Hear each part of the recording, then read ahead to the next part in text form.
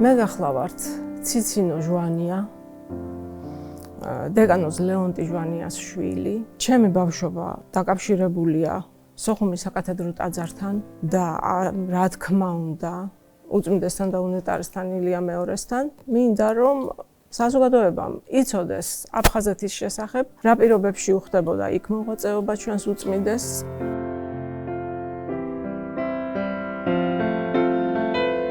მეუფე ილიას ჩამობძანებას სოხუმში რადიკალური ცვლილება მოყვა არა მარტო ეკლესიაში, არამედ მთელ მოსახლეობაში, ანუ აფხაზეთში მთლიანად.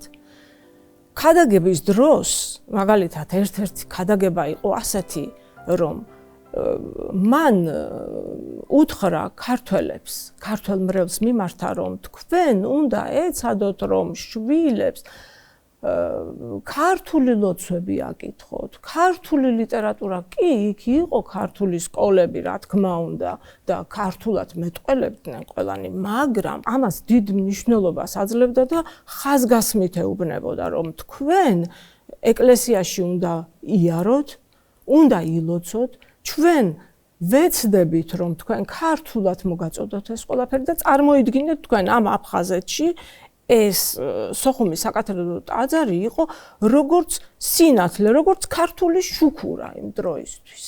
იმდენად შეიცვალა ეს ყველაფერი და ეს მდგომარეობა, რომ აი ამაში უწმიდესის იმხელა დამსახურება, აი ქართული.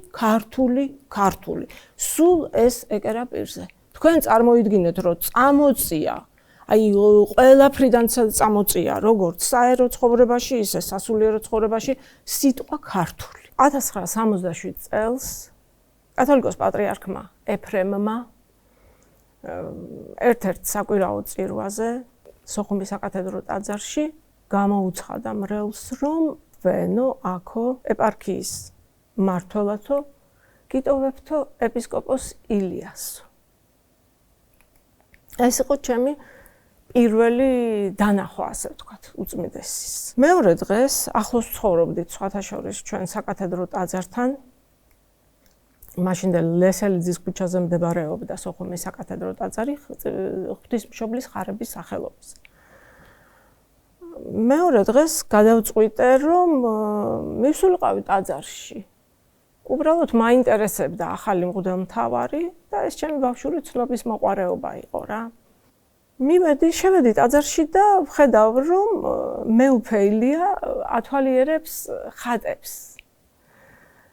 გადაადგილდება ყოველ ხატთან, გამოისახავს პირჯვარს და ძალიან დაკვირვებით უყურებს. მე ჩუმად დავყვები უკან, 6 წლის ვარ. მოიხედა დამინახა. რუსულად მკითხა, რა გქვიაო. ციცინო მქვია მეთქი ვუთხარი, რომ გაიგონა ეს სახელი, ეგრევე ქართველი ხარ და სახე გაუბრწყინდა. დიახ, ქართველი ვარ მეთქი, უკვე ქართულად ვუპასუხე მეც და გაუხარდა ძალიან და მკითხა, რომ მარტო რატო ვიყავი, მშობლები სად არიან და მეთქი მე ახლოს ცხოვრობთ და ასე დავდივარ მეთქი ტაძარში. მომკიდა ხელი და წამიყვანა საეპარქიო სახლში. ძალიან გახარებული იყო, მიკრავდა გულში. მეც რაღაცნაირად ესეთი აჟიტირებული ვიყავი. შემდეგ საჩუქრები მომცა, კამფეტებით ამივსოც ჯიბეები და ესე გამიშვა სახლში. თან მითხრა, რომ საეპარქიო კარებიო შენთვისო ღიაა ყოველთვისო და როცა გინდაო, მაშინ მოდიო. ჩემს სიხარულს საზღვარი არ ქონდა რა და შემდეგ ნელ-ნელა ჯერ დედა გავაცანი. მითხრა, რომ გამაცანიო შენი მშობლებიო. მამა ცოტა მოგვიანებით და მეც როგორც თვითონ მაკურთხა, ისე წირვის შემდეგ შევაღებდი კარებს ამ საეპარქიო სახლში და შევდიოდი სრულიად თავისუფლად. იქ ბევრი არავინ არც იყო. უწმიდესი დიდი სიხარულით მიღებდა და აი ამის შემდეგ ნელ-ნელა დაიწყო უწმიდესის ძალიან, ასე ვთქვათ, მძიმე და ნაყოფიერი მოღვაწეობა აფხაზეთში. მე როგორც გითხარით, ეკლესიაში ძალიან ხშირად სადაგდღეებშიც მივდიოდი და ჩემი თვალით ვხედავდი, უწმინდესმა ნარგავები მოატანინა ვაზის. თავისი ხელით ჩარგო, არც არავინ იყო, რომ დახმარებოდა რა, არც ეუბნებოდა თავიდან არავის არაფერს და თავისი ხელით აკეთებდა ამ ყველაფერს. შრომობდა, ფიზიკურად შრომობდა. წირვებს ატარებდა, ცდილობდა, რომ ტაძრის დღესასწაულის მიხედვით, მაგალითად, გიორგობას აუცილებლად ილორში მიბრძანდებოდა. მის გვერდით იყო მისი ძმა. მე ვიქტორ აბიძას ვეძახდი.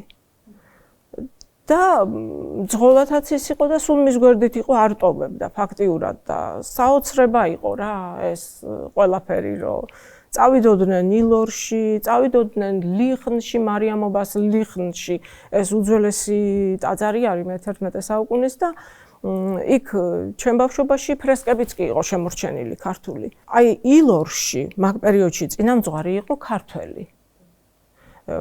მამა დავით ფიფია. და სხვათა შორის მე ილორში ვარ მონათლული და მამა დავით ფიფია მომნათლა მაშინ ილორში. ეს ქართული გუნდის ჩამოყალიბება რომ გადაწყვიტა უწმინდესმა ქართველები ხომ ბევრნი არ იყვნენ ეს სვანი დედა და მე საკმაოდ კარგი სმენა მქონდა მაშინ და დავდექით და მცირე კვერექსები დაიწყო ქართულად და გალობდით უფალო შეგვიწყალეს მხოლოდ მცირე კვერექსების შემდეგ. მამაო ჩვენო, ამას მე ვამბობდი ხოლმე მამაო ჩვენოს, ხმამაღლა რა თქმა უნდა და ამ პერიოდში მოხდა ესე რომ ეს წირვალოცვა გამჯდარი მქონდა უკვე ეს რუსულად და ვისწავლე სლავური ამბანი. და იქ იყვნენ მონოზვნების ქემოსნები, დედა სერაფიმა და ხერუვიმა. და მათ უწმინდეს კითხეს რომ ხომ არ დავაყენოთო მკითხველათო და მაგალითად 6 ფსალმუნი წაიკითხოს ტაძარშიო. ამ დროს ვარ 8 წლის. უწმინდეს გაუხარდა, რატომაც არაო, წააკითხეთო, რა თქმა უნდა რუსულად უნდა წამეკითხა და დამაყენეს წავიკითხე. უწმინდეს ძალიან გაუხარდა და ესეთი რაღაცა მითხრა, რომ შენო ისეთი ყოჩაღი ხარო, რომ ხუცურსაც ისწავლიო. ეს რა ჰქონდა, იცით, რომ ეს ქართული, აი ძალიან გამახვილებული ჰქონდა ყურადღება ამ ყველაფერზე და მე ჩავუჯექი მართლაც და ვისწავლე ეს ხუცური. შემდეგ გავკადნიერდი ერთ მშვენიერ დღეს და ღვთისმშობელო ქალწულო დავწერე ფურცელზე, ხუცურად. და მივეტანე მეუფე ილიასთან და ვთხოვე რომ მეთქი ეს კათოლიკოს პატრიარქ ეფრემს წაუღეთ მეთქი რა, მინდოდა რომ ამბიცია მქონდა, ხა მინდოდა რომ მასაც ვწოდნოდა რომ მე ხუცურად ვკითხულობ და წერაც შემიძლია. გაეხარდა უწმინდეს და რატომაც არაო. თბილისიდან რომ ჩამოვიდა, ჩამომიტანა წერილი, პასუხი კათოლიკოს პატრიარქი ეფრემისგან.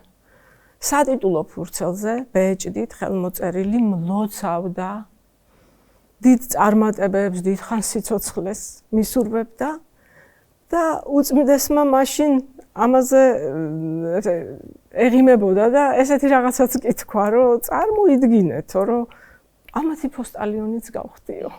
ძალიან უბრალო, ძალიან უშუალო. თქვენ წარმოიდგინეთ, რომ როცა სადმე წავიდოდა საზღვარგარეთ, ჩემთვის აი ბავშვური საჩუქრები ჩამოჰქონდა. ერთხელ ჩამომიტანა მარაო, ძალიან პატარა. აი ამ ხელა არის. 68 წელს მამა გავაცანი, უწმინდეს იქამდე არ იცნობდა და მამა ბენზინგასამართ სადგურში მუშაობდა, მაშინ 2 გასამართ სადგური იყო, ერთი ეშერაში და ერთი გულირიფშის რაიონში. და რომ გავაცანი უწმინდესმა სთხოვა რომ იქნებ იაროთ ხოლმეო ჩვენთანო. მამამ დაიწყო სიარული ტაძარში და ცოტა ხანში უკვე სტიქაროსნად აკურთხა. 2 წელიწადი მამა სტიქაროსანი იყო. შემდეგ შესთავაზა რომ მოდი დიაკვნად გაკურთხებო და მამას უარი არ უთქვავს. და ასე დაიწყო მამასთან ურთიერთობა და იმდენად ენდობოდა რომ უკვე 2 წელიწადში მღვდლა დაკურთხა. ჯერ პრაქტიკა გაიარა იქ ტაძარში სოხუმის საკათედრო ტაძარში და შემდეგ განაწესა ილორის წმინდა გიორგის ეკლესიაში. სოხუმში გავარდა ესეთი ხმა, რომ თბილისიდანო გადმოიყვანესო ახალგაზრდა მღვდელიო. ანუ უწმიდესი ასე აღვიქვეს და ნელ-ნელა დაიწყეს სიარული ქართველებმა ტაძარში და ერთხელ რომ მოვიდნენ და ორჯერ უწმიდეს ისეთი აურა ჰქონდა, რომ დაიწყო ამ ხალხმა ტაძარში სიარული. ნელ-ნელა შეივსო ეს ქართული გუნდი, სასულიერო სემინარია დამკვიდრებული სტუდენტები რომ ჩამოდიოდნენ, აკურთხებდა იქვე, რამდენიმე კურთხევა იქ მოხდა და უკვე ქართული კვერექსები, უკვე დიდი კვერექსებიც, უკვე იქ სახარების წაკითხვა დაიწყო ორ ენაზე. ერთი ბერძენი დიაკონი იყო კიდე მოხუცი იქა და ის ბერძნულად ამბობდა ამ კვერექსებს და მოკლედ ეს წირვა, ლოცვა უკვე გახდა შერეული. თავიდან კი იყო პროტესტი რუსებისგან, მაგრამ შემდეგ უკვე მიეჩვივნენ ისინიც და არაფერს აღარ ამბობდნენ. ასევე ურთიერთობა ჰქონდა მთავრობასთან. ეძახდა მათ სადღესასწაულო ტრაპეზებზე, სხვათა შორის უარს არ ამბობდნენ და მოდიოდნენ და ნელ-ნელა ყველას უახლოვდებოდა უწმიდესი. ყველაფერს აკეთებდა, რომ აი ყველას გასწვდომოდა, ასე ვთქვათ, ეს მისი სიკეთე, სიყვარული ყველასთვის ეჩვენებინა.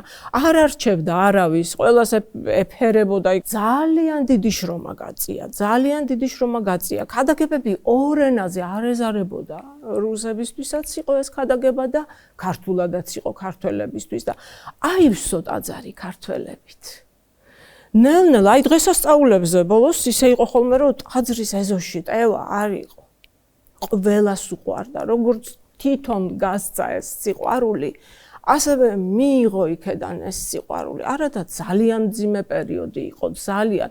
თქვენ წარმოიდგინეთ, რომ ქველმოქმედების გაკეთებაც კი, აი მამაჩემმა მაგალითად ერთხელ ასეთი მაგალითი იყო, რომ ქველმოქმედება გასწია, დაეხმარა რუსეთიდან ჩამოსულ კაცს, რომელსაც მცირეწლოვანი შვილი ყავდა, ერთი თოთო ბავშვი და ცოლი, არც სახლი ჰქონდათ, არც არაფერი, შიმშილობდნენ. ფაქტიურად მივიდა მამასთან, სთხოვა დახმარება და მამა დაეხმარა. ცოტა ხანში მოვიდა რელიგიის საქმეთა მრწმუნებულიდან წერილი, რომ მამას უნდა დაეწერა ახსნა განმარტება იმის შესახებ, რატომ გაიგო ის 50 მანეთი.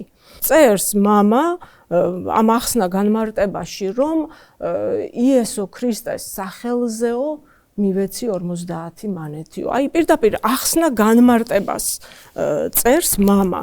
აი წარმოიდგინეთ, აი ესეთი ფურცელია, ასუხს წერს იმის შესახებ, რატომ გაიღო მოწყალება. აი ასეთი დრო იყო. იყო წესდებები, რომელ წესდებებშიც ეწერა როგორ უნდა მოქცეულიყვნენ მღვდლები, მრევლი, რომ აუცილებელი იყო ოცეული ყოფილიყო და აქ გამოყოფილი არ იყო ეკლესია. ეს ეხებოდა ყველა კონფესიას და ერთიანობაში ჰქონდათ ეს ყველაფერი გათვლილი. რისი უფლება ჰქონდათ, რისი უფლება არ ჰქონდათ. ჩემთვის ალბათ ყველაზე მნიშვნელოვანი საბუთი არის აი ეს, როცა მამა აკურთხა დიაკვნად. ეს დაუვიწყარი რაღაც იყო რა, ბავშვისთვის. წარმოიდგინეთ, 70 წელია, მე ვარ 9 წლის და ვუყურებ მამას კურთხევას დიაკვნად რა. ძალიან მნიშვნელოვანი იყო ეს ჩემთვის. საკათედრო ტაძარში, სოხუმის საკათედრო ტაძარში გაევლო მღვდელმსახურების პრაქტიკა. მამა ძალიან ადვილად შეისწავლა სხვათა შორის ეს მოკლედ წირვის მსვლელობა, ლოცვის მსვლელობა. იმ პერიოდში ესეთი რაღაც ხდებოდა სოხუმის საკათედრო ტაძარში და ყველა ტაძარში რუსულად მიდიოდა წირვა, ლოცვა და რამდენიმე კვერექსი ითქმებოდა ბერძნულად, იმიტომ რომ მრევლი იყო რუსი ძირითადად ეროვნების, ბერძნები იყვნენ და რამდენიმე ქართველი ალბათ ესე თითზე ჩამოსათვლელი, მაგალითად მახსოვს ორი და სვანები იყვნენ ისინი, დედა და მე. ასევე მინდა გაჩვენოთ მეორე მნიშვნელოვანი დოკუმენტი. ეს არის დათარიღებული 17 დეკემბრით 73 წლის ნომერი ბრძანების არის 32 და უწმინდესი თავისი ხელით წერს ცხუმ-აფხაზეთის ეპარქიის მოძღვართა მოძღვრად თანახმად სამღვდელოების სურვილისა ვნიშნავ ილორის წმინდა გიორგის მღვდელს ლეონტი ანტონისძე ჟვანიას და აწერს ილია მიტროპოლიტი ცხუმ-აფხაზეთისა და ბეჭეთი.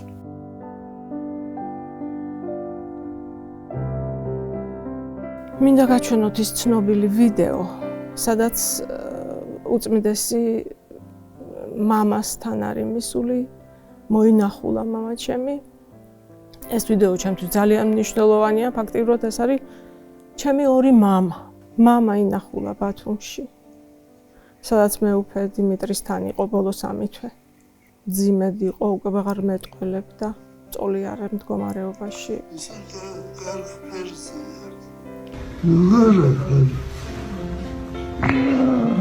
კარგადა მისავი პატრიარქი და პატრიარქი იცნო, ნამდვილად იცნო. იყო 89 წლის, 90-ის უნდა გამხდარიყო აგვისტოში, მაგრამ მაისში გარდაიცვალა. მალევე სხვათა შორის. ახედა. მე ვამბობდი კიდევაც, რომ მეთქი უწმინდესმა სანამ არ ინახულა, ბოლოს ძალიან წვალობდა მამა. და ეს დამშვიდობება იყო ჩემთვის, აი შინაგანად ვამბობდი, რომ აწგან უსვენე მონაშენი მეუფეო მშვიდობით, განუტევე მონაშენი მეუფეო მშვიდობით. აი სანამ ის თავისი პატრიარქი არ ნახა, თითქოს ჩემთვის ასე ვფიქრობდი, სანამ მას არ დაემშვიდობა, ის იყო, ელოდა დიახ. ეკლესიაში ხანგრძლივი და ნაყოფიერი მოღვაწეობისათვის დეკანოზი ლეონტი ჟვანია დაჯილდოვდეს საქართველოს ეკლესიის უმაღლესი ჯილდოთი წმინდა ნინოს ოქროს ორდენით. ილია მეორე სრულიად საქართველოს კათოლიკოს პატრიარქი 24 თებერვალი 2013 წელი. აქსიოს.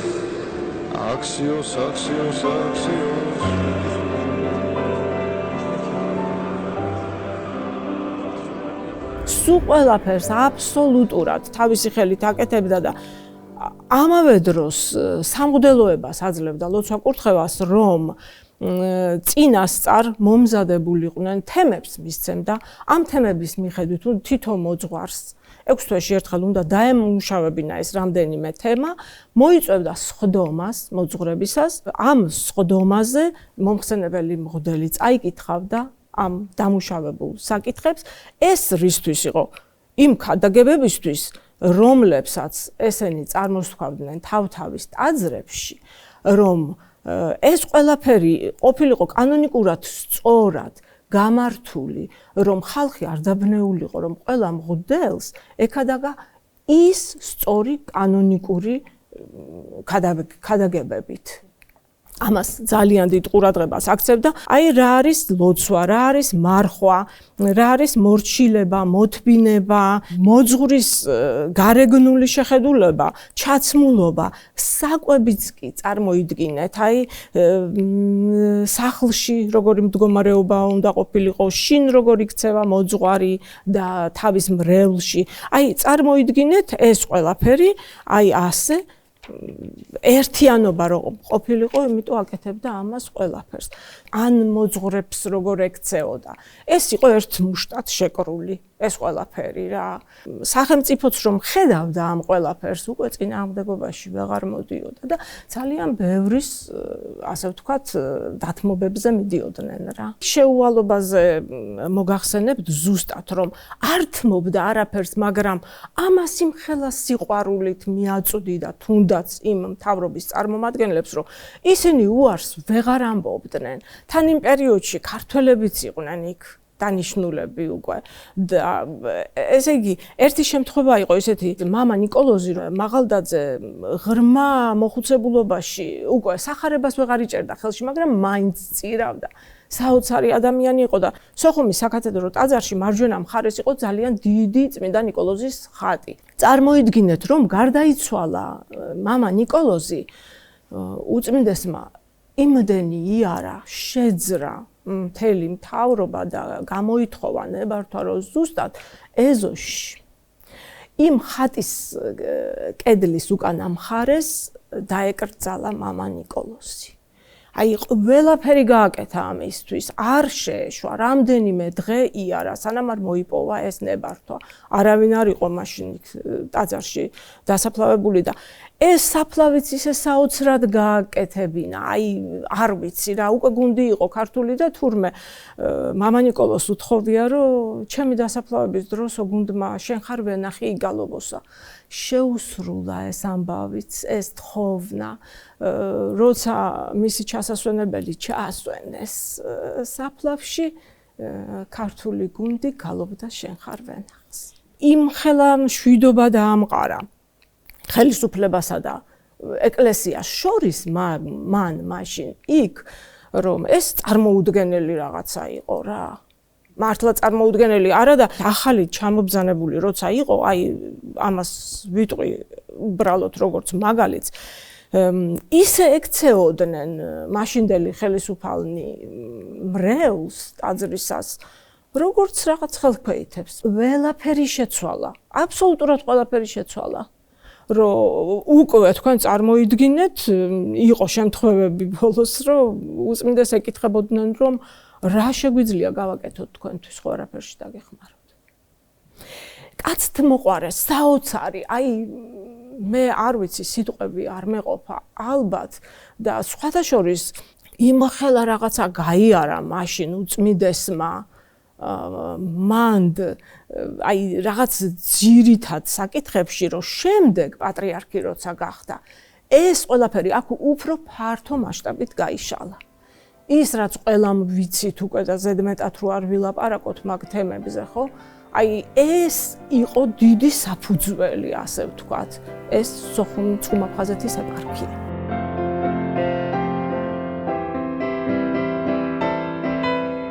ჩემი პატრიარქი, ჩემი მეუფე ილია, ჩემთვის არის მთელი ჩემი ცხოვრება. იმიტომ რომ წარმოიდგინეთ, ჩემი ცხოვრების 59 წელი ამ ადამიანს ვუყური. ეს ჩვევებიც კი თუ კი რამე დადებითია ჩემში, ჩემი მშობლების და მისი დამსახურებაა. ძალიან დიდი როლი ითამაშა ჩემს შემდგომ განვითარებაში, მისმა ყურებამ, როგორ იქცეოდა, მისმა მიბაძვამ, ასე ვთქვათ, ბავშვი ხო იცით როგორი მიბაძველი არის. ჩემი პატრიარქი იყო თბილი, მოსიყვარულე, მიმდობი, ის ყველას ენდობოდა. იყო შემთხვევები, რომ შემდეგ ეს მაგის ინდობა სამწუხაროდ ვერ გამართლდებოდა ხოლმე, მაგრამ მაინც ყველა ერთნაირად უყვარდა. ყველა მე შემსწრევარ იმისი, როგორ ლოცულობდა იმ ხალხზე, რომლებიც მის მიმართ არ იყვნენ კარგად განწყობილები. ჩემი პატრიარქი იყო საოცარი ადამიანი, ყველას მოსიყვარულე და რა ვიცი, აი ყველა უნდოდა რომ ღმერთთან მოსულიყო, ყველასთვის სიკეთე უნდოდა. არ უნდოდა რომ დაღუპულიყო ვინმე. გარშემო იმიტომ იკრებდა ამ ახალგაზრდებსაც თავის გარშემო იკრებდა. მას უნდოდა რომ ყველა გაერთიანებულიყო მის გარშემო და ყველას შეეცნო რა არის ღმერთი, რა არის სათნოება.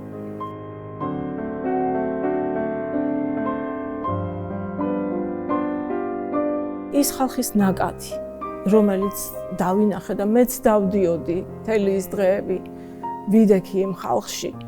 ეს მართლა სული შემძვრელი იყო, უწმინდესი სულ იმას ფიქრობდა, საქართველოს გაერთიანებას ცდილობდა და დავინახე მის გარშემო ეს საქართველო გაერთიანებული, ძალიან სული შემძვრელი იყო ეს კადრები, ეს ყველაფერი და იქ დგომაც, იცით, ეს რა იყო, ადამიანები უბრალოდ არ იღლებოდნენ, საათები არ ვიღლებოდით არავინ და საათები ვიდექით იქ.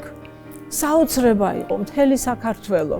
ერთ მუშტად იყო შეკრული, მან არავინ არავის არაფერს არ ეკითხებოდა ვინ იყო და რა იყო.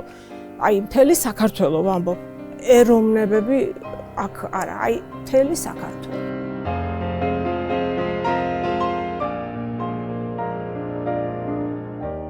როცა დავინახე კადრში სოხუმიდან ჩამოტანილი მიწა.